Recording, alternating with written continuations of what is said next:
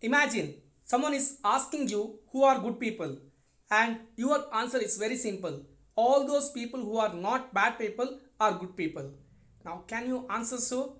Hey guys, welcome to my legal classes. This is Ganesh Pujari, and I have a particular reason to ask this question.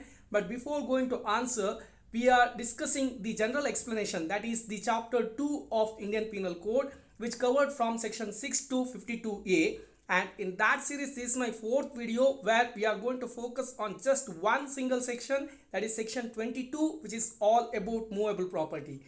Now it is just one liner in Bare Act provision, but I have two slides for this. Why two slides? Let's try understand what is movable property with the help of those two slides.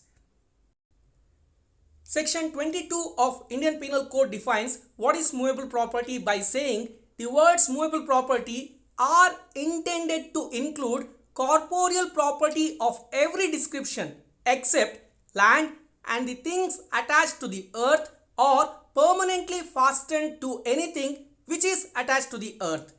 Now here we are seeing that immovable property is been defined, and whatever is not immovable property are movable property. I hope now you are connecting why did I ask that question, who are good people.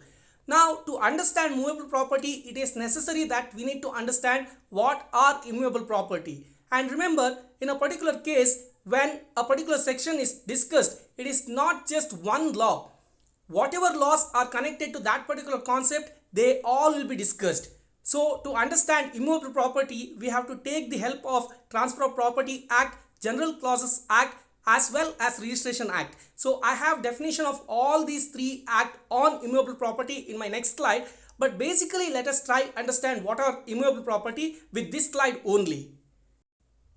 Basically, immovable property covers three major proportions. One, land. The second one, benefits arising out of land. And the third one, things attached to the land. Now in land, I have already discussed here what are the aspects which are covered in land. They are a determinate portion of earth, the column of space above the surface, the ground below that surface. Here observation is very important. Not just earth, the above the earth part as well as the below earth part, that is also considered as land. Then objects under the surface like minerals. If your land has certain amount of minerals inside it, that is also considered as land. And then ponds, lakes, rivers, buildings, walls, fences, everything is considered under land. Now benefits arising out of land. Now what are the different benefits arising out of land? Here I have given any benefit arising out of the immovable property, and every interest in such property is regarded as immovable property. What are the benefits? Benefits like rights of way, hereditary allowances, lights, fisheries, ferries, all of these are considered as immovable property under the benefits arising out of land. Here you need to observe that benefit arising out of the land via mortgage is also considered as immovable property. That is one another observation you have to make. The last part, that is things attached to the land. Now what are the things attached to the land? Here again we have four different aspects to observe under things attached to the land. Now what are they? One, rooted to earth. Second one, embedded in the earth. Third one, attached to items embedded in earth. And the last one, chattel attached to earth or building. Now the first part is rooted to earth. What is rooted to earth? The trees. But here you need to observe that if the very purpose of that particular tree is to get fruit, then it is immovable property. But if the very purpose of that particular tree is to cut and use it, like for example timber, etc., then it is movable property. You need to very clearly observe this, and I will explain this particular aspect in my next slide also. Here we have a beautiful case law, that is Marshall versus Green, where it was held that tree as art object is a movable property because the very purpose there is to move from one place to another. So it is a movable property. So that is rooted to earth. What are embedded to earth or embedded in the earth? That is man-made, like buildings, walls, fences, etc. are embedded in the earth. They are also immovable property.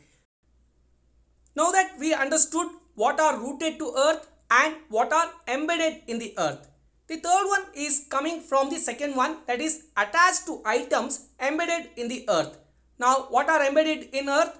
Walls, fences, buildings, etc. are embedded in the earth. To increase the value of that, or for our comforts, we are adding doors, windows, etc. to those buildings, walls, etc. Now they are attached to items embedded in earth. So that is what we need to understand. And the last one, chattel attached to earth or building. Now some movable property that you are attaching to an immovable property, like for example you are adding a fan to your ceiling. Now what happens, you are adding an movable property to an immovable property. Adding a movable property to an immovable property is considered as chattel attached to earth or building. Now that by attaching it, you are making a movable property into immovable property. That is what you need to understand. I have given 4 images there. First one, apple tree. The purpose is fruits, so immovable property. Then we have house, the walls or the whatever is connected to that is immovable property. Then I have given a way, that is also immovable property. Finally, fan, that is a chattel attached to earth or building, that is also immovable property. Now we will see 3 different definitions on immovable property in 3 different other laws along with 2 important case laws. As I said in the very beginning, I have definition on immovable property from 3 different laws, starting from Transfer of Property Act section 3, which defines what is immovable property by saying immovable property does not include standing timber, growing crops or grass. Now what is the very purpose of this? You want to cut them. By cutting them, you want to get benefit. So they are movable property. Here movable property is not defined, but by saying what are not immovable property, you are getting definition for movable property. It also says buildings constitutes immovable property like machinery which are embedded to the building. They are also considered as immovable property, which is what we need to understand.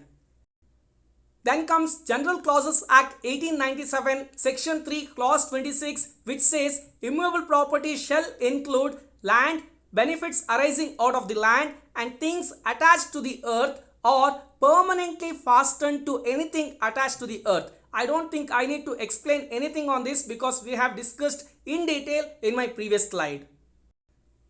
Then comes a very beautiful definition under Registration Act 1908 section 2 clause 6. This is a beautiful definition which defines immovable property as immovable property includes land, building, hereditary allowances, rights to ways, lights, ferries, fisheries or any other benefits to arise out of land and things attached to the earth or permanently fastened to anything which is attached to the earth but not standing timber, growing crops nor grass. Now here you see a detailed definition on immovable property and it makes it clear again by saying timber, growing crops and grass are movable property. They are not included in immovable property. So these 3 terms, standing timber, growing crops and grass, are mentioned in TPA also and here also. So they are not considered as the immovable property, though they are rooted in earth, because the very purpose of them is to cut.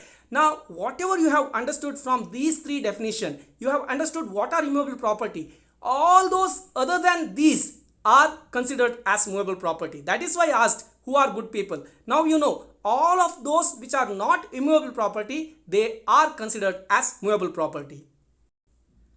2 case laws that you can refer: Inox Air Products Limited versus Rati Ispat Limited, where things attached to the earth or fastened to earth are considered as immovable property was said again. And then one more case law where definition was discussed again was Commissioner of Central Excise Ahmedabad versus Solid and Correct Engine Work. Now here I think I have given more notes than required. If it is asked for short note on movable property, keep it a short answer. You need not to go this detail, and I don't expect any long question on this, but then you have sufficient details whenever anything coming on immovable property, even under Transfer of Property Act. With that hope, I am handing over this presentation to Nishan. Never stop working until you reach your destiny. With that, I am concluding this session. Please subscribe our channel. Please like, share and comment our videos. Thank you. Bye-bye.